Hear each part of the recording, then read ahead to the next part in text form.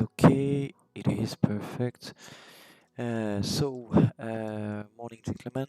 I will try to explain you as much as I can uh, what will be up for us on Monday night and on Naxxramas PTR on SoM. For this first night, I choose to just go for 2 wings. We will try to move first on the plague one. Then, if we have more time, we will just move to the spider and try to clean as much thing as we can. Why starting with the plague one? First, because it will be probably the route we will use on live. And second, on the plague one, you have two boss who are Egan and Loreteb.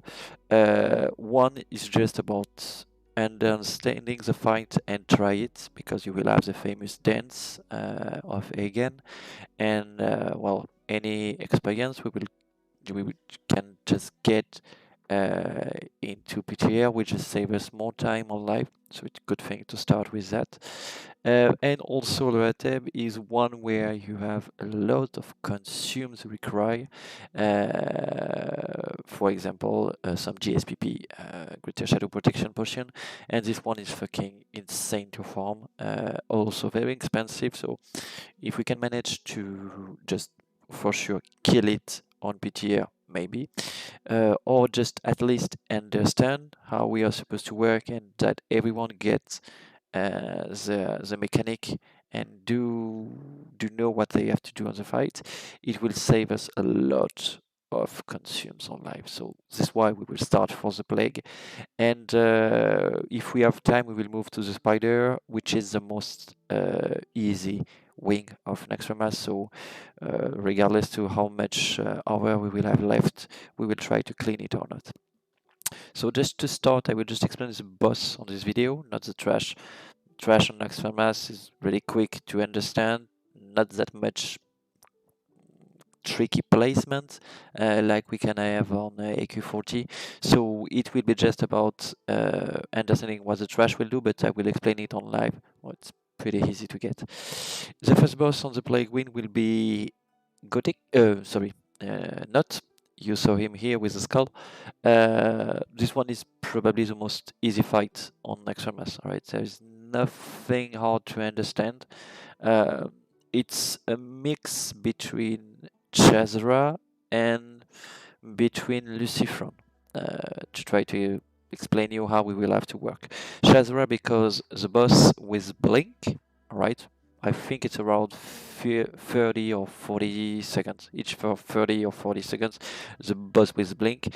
Like every blink on Vanilla, you will have a reset aggro, so you have to cut your DPS just before the blink a bit, or at least don't spam your bolt when the boss just blink and the tank is not on it. Right? It will be up to you to avoid any fucking stupid deaths. And the second one, Lucifron, why? Because the boss will cast 10 curse on player. It's random, alright? It's not mana user or whatever. It's just random on 10 player. And you will have, I presume, around 10 seconds to decurse this 6-1 to avoid any deaths on the red. Because if one of the curse, it's just one of the curse explode, you will have a big AoE damage. Shadow 1 on the red will probably kill us. One maybe won't kill us, but it's like around 4k or 5k shadow damage, so we will probably lose some player. And what will also up on this boss is some trash spawn during the fight. It's not hard to deal with. It's like you have some skeleton who will get raised from the bone piles here. You have one here, one on the corner at the right and here. So we have to deal with it, and because on live you won't, on classic, sorry, on this video you won't see it. We had a huge amount of DPS because we were with world buff during this fight, so we managed to avoid the P2, but we should probably have a P2 on SoM. So you saw the balcony right here. On P2 the boss will just blink on the balcony. He is just become immune to everything. We can't do any shit on him. And we will have at this time just to manage some wave of trash incoming. It's not hard to deal with. The first one is already easy to deal with, and the maybe only trick on the last one will be the caster, because they just land some Arcan AoE, but it's not hard, so it will be easy. We'll just show you quickly how it works.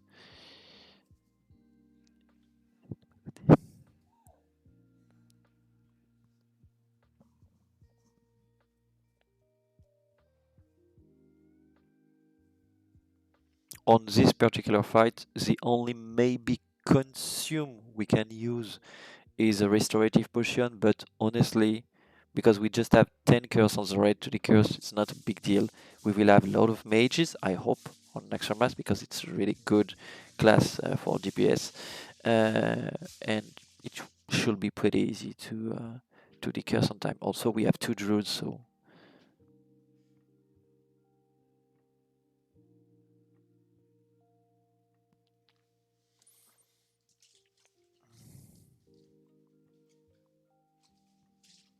the boss don't hit that hard on tank. I mean, on close it will be another thing. And like you saw, all right, you saw the curse here. All right, it's around 9 to 10 seconds, probably 10. I missed probably the first 1 second. So you have 10 seconds to decurse the 10 player on the red. And I asked my red to move here. So basically the main thing you have to do is set up 2 tanks. We will have 3 tanks for this fight, but 2 tanks who have one who is tanking the boss, all right, the skull, and one who have to sit with the red. It's the same thing like Shazwa. The boss won't blink in one player. The blink destination is random. He will probably you will see on this try, he will blink here, so where no one here is.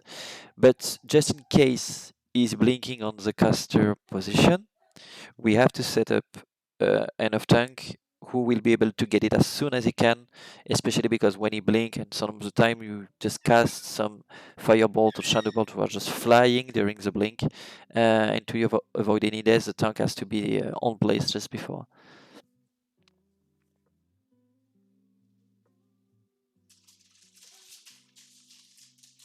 So this is a small ad we have to deal with. Any Fury can just take one, use it for just getting more rage, and we clear the shit. It's not hard.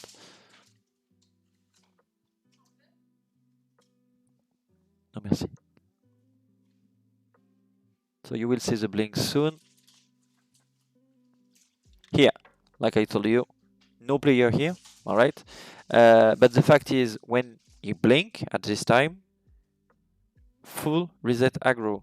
So you will see some caster here who just keep casting because it was the first thread for us, and there were also maybe some stress because it was on the release. We tried to have some really quick run, sorry, and they did some mistake on this one. They should have stopped casting, but because we were on Alliance side, we had the Bob from Paladin and also some Leap, so the tank managed to take it back.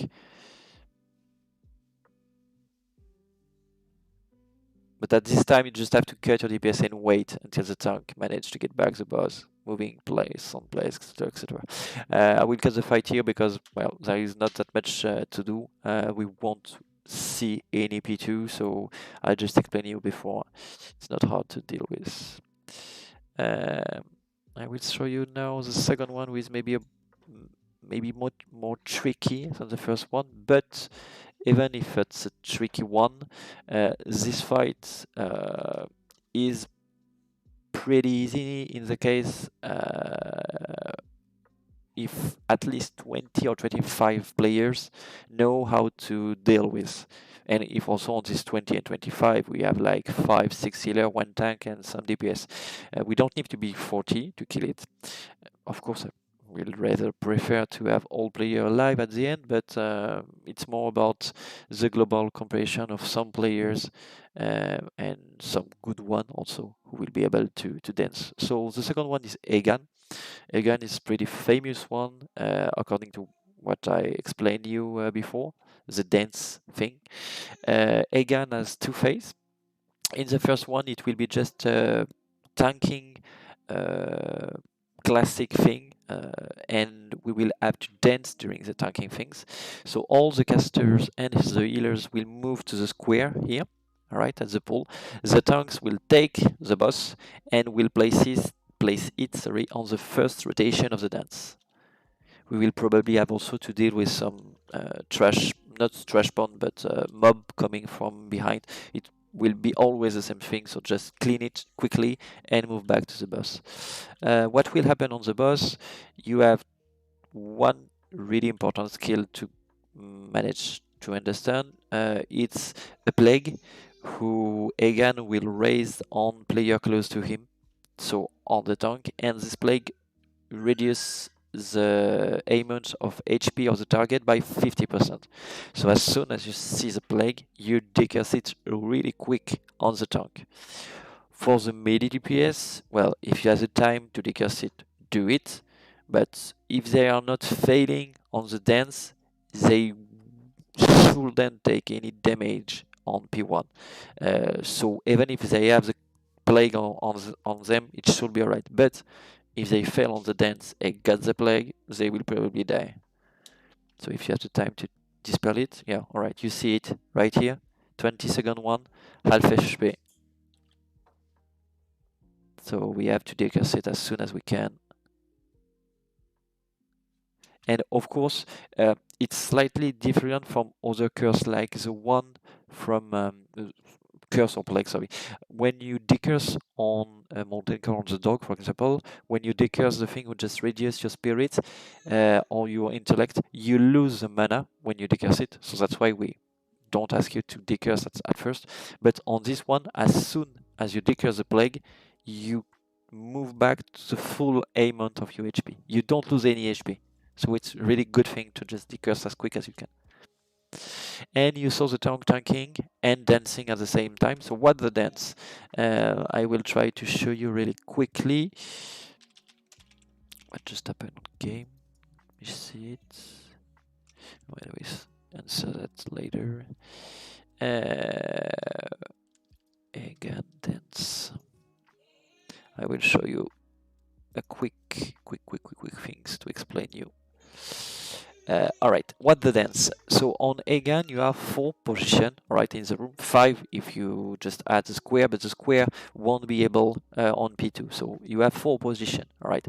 The first one, where the entrance here is, sorry, you have the entrance right here, is this one. It's a really big one. You won't fail on placement on this one. It's not even possible. You have like 30% of the place of the room to manage to get the right placement. But when we will move to the center, it will be more smaller and more smaller. Smaller and smaller, sorry. So you see the second one here, the third one, and the fourth one. This is the main pattern of this boss. This is the dance, alright? And when you will reach the last spot, it will become in the other side. You have to move back to 3, to 2, to 1. Alright. Melee, we'll have to do it all the time. It's like the boss is working like that. So we will move. Alright, you see it. It's the second one. We move to the third one. Keep DPSing, blah, blah, blah, blah, blah. Move to the fourth one.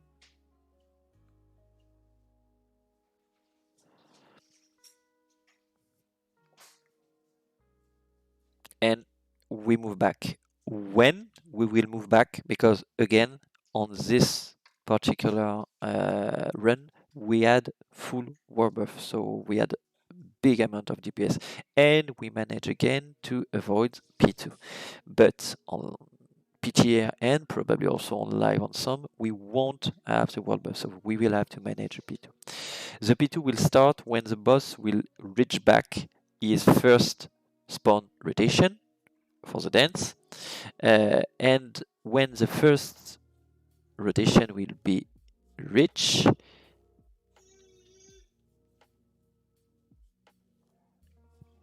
I will probably, all right. When the first rotation will be reached after hit, it should be around 40, 30, maybe 40%. He will blink on the caster pack, all right, and the healer one, and he won't be immune this time. It's not like not, you can keep DPSing, but the only class who will be able to DPS is the Warlock and the Shadow Prayers, because we will have to move really quick. So we will blink on the caster on the square. All the caster and the healer have to move to the first spawn. Why? Because the boss is burning mana in AoE. This is why caster healers are just staying here also, because there is a plague, there is a mana burn, and of course, if they are standing on the square, they don't have to dance on the P1, so it's pretty nice spawn for them. But as soon as the boss coming back to this place and blink, all the caster will have to move out, come to this place, and get ready for the dance. And on P1, the pace of the dance is really slow. You have a lot of time to move on the good one. Why? Because the tank have to drag the boss all the way. So if the pace was too quick, no one will be able to do it, and we will lose melee all the time. But on P2, because the boss is not eating anyone, the pace will be really quick. And what I show you on this one, it's actually the accurate quickness of the dance on P2. So as soon as the dance start on P2, and as soon as you saw when you stand here the first lava coming from the ground in front of you, you just start to run as quick as you can. All right, not too close from the square, because if you try to move too close from the square, the space from the lava will be really small, and you will probably get hit by each lava damage incoming. So just stay well at the average place where we are actually, and try to do a half circle.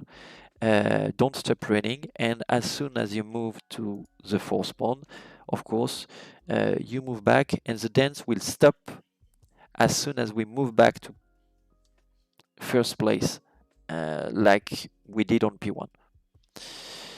There is one more thing on this boss you have to get. I will show you after. During the fight, some players, it's a random thing. It will be melee, or it will be healers, or it will be caster, will be teleport and summon on this room right here. All right, they will get summoned to the north of this room, on the opposite of this entrance, and the goal for those players is to wait at least to be free, maybe 4 or 5, regarding to what class you have with you. If you have 1 healer and 2 DPS, it's perfect. You have a good setup, so you can move as 3. But if you are 3 healers, maybe just wait for your mate to join you, like 1 DPS, and try to move together. It's really important to move together, because what you will have on this room is those small mobs here. Don't eat that much, but still hurting a bit. And also you will have small eyes of Kitun. Well, you know it, the one who on P2 just casting some Mind Flay, and on P1 also. So the goal is just to run clean quick as you can the mob. Don't try to clean everything. The aggro range from the mob is really small, so just try to move together on a straight line, and try to reach back the red.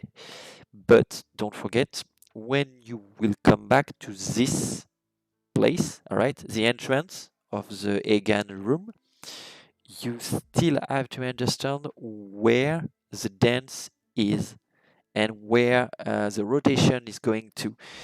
Because if you just go too quick and some lava moving from the ground, you will just be dead.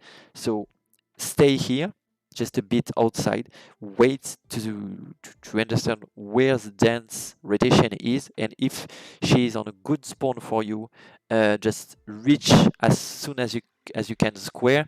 And if we are dancing on P2, you will probably have to just wait right here until the P2 is over to join back the red. Because if you try to join the dance on P2 when we are dancing, if you don't manage to get us when we are coming close here, you will never be able to join us. And well, I think I just explained you everything on. So you can see the room right here. From this small thing here, you will have some small eyes from Kitsune just spamming mindfully if you are getting too close. And you will be summoned here, exactly here. So just wait for your mate, move together, try to don't aggro everything, just move on a straight line, choose one. It's not a big deal if you are close to the wall or at the center or close to the left. It won't change anything. And now we are coming to the last boss of Plague Wing, the one where we have to use a lot of consume. The first one will be, of course, the GSPP. For each red, and especially the first one, you will have to come with 20 GSPP. Why? Because on SoM, because again, we don't have world buff, blah, blah, blah, blah, blah, we will probably use around 3 or 4 each fight to kill it. And if we wipe, of course, it will be a trouble to don't have enough GSPP, because everything in this fight is about using GSPP. There is no other real trick. You just have to have this potion. Why? Because on this fight, healers will have a debuff when they cast a heal, won't allow them to cast another one before 1 minute.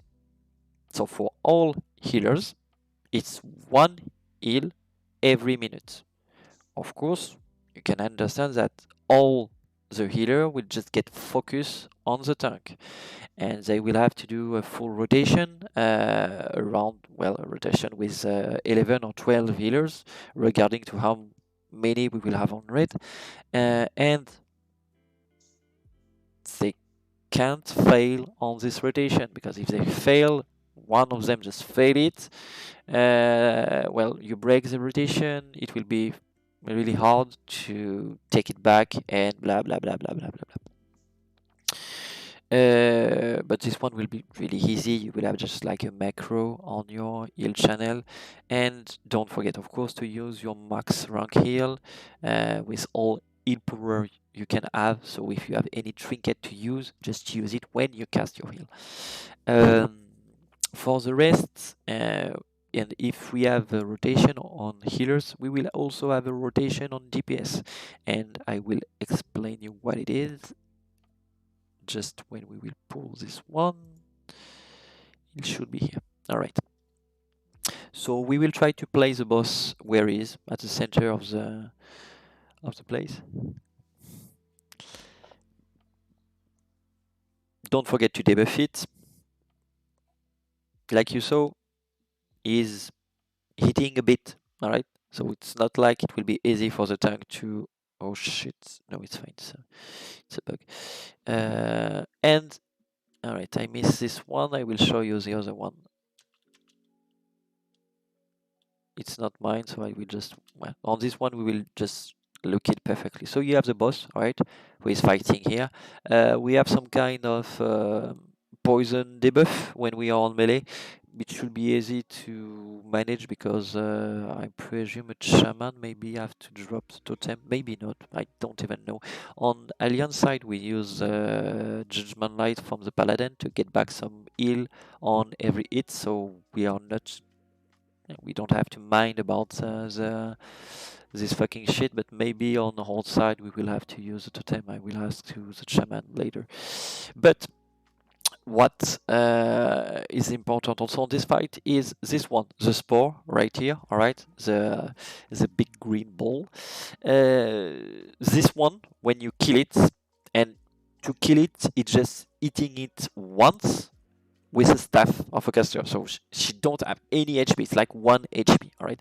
It's to kill it with 5 people around to get a buff who will increase your crit rate by 50% and downrate your aggro by 100%. So as soon as you get this fucking buff, you are God. All right. You will crit on all your spell, all your hits, and you won't generate any aggro. So at first, when we pull the boss, look at your aggro because it's a DPS race. All right, we will have to burn it, but on pull, just watch out your aggro. Don't over the tank because healers won't be able to use anyone else than the tank, so don't fail on that point. And we will have a full rotation on group to take spores and to get as much bust as we can. So the goal is, regarding to your group, to be on place close to the orbs when you will kill it, because if you are too far away, and too far away it's like 3 yards, all right? If you're not on the melee when you just kill it, you won't have the buff. So all the players from the group just have to move to the spores, kill it, take the buff, move back to them, to the place they were, and we will have a rotation between 5 groups to take it. The buff duration is about 2 minutes. So with 5 groups, we should be really clean, and it will be easy. Maybe 6, I don't know. Maybe 6 could be great. So you saw it. I take the buff here, this one, and I saw that I get one. It's full DPS cooldown, and you try to burn the boss because you won't be in trouble with your aggro anymore, and you just have to burn it down. And the last thing who will happen, and we just, of course, get this fight more tricky than just the thing with the healers and 1 heal every minute, is after 2 minutes, the boss will start to cast some curse. First, when he will cast the cursed warlock, you have to understand that each time he casts a curse, he resets also your curse on it. So each 30 seconds after 2 minutes, Oreb will just remove all your curse. So don't forget to just again place your curse and get ready to max DPS for every class. So we should have the first one. All right, she's here. You have the cooldown to the top. So the first curse we coming. The first curse come always at 2 minutes, and she will explode after 10. So the first one will explode at 2:11. The other one will explode at 2:41. The other one, well, you know the thing. Just add 30 seconds after, and you will manage to understand it.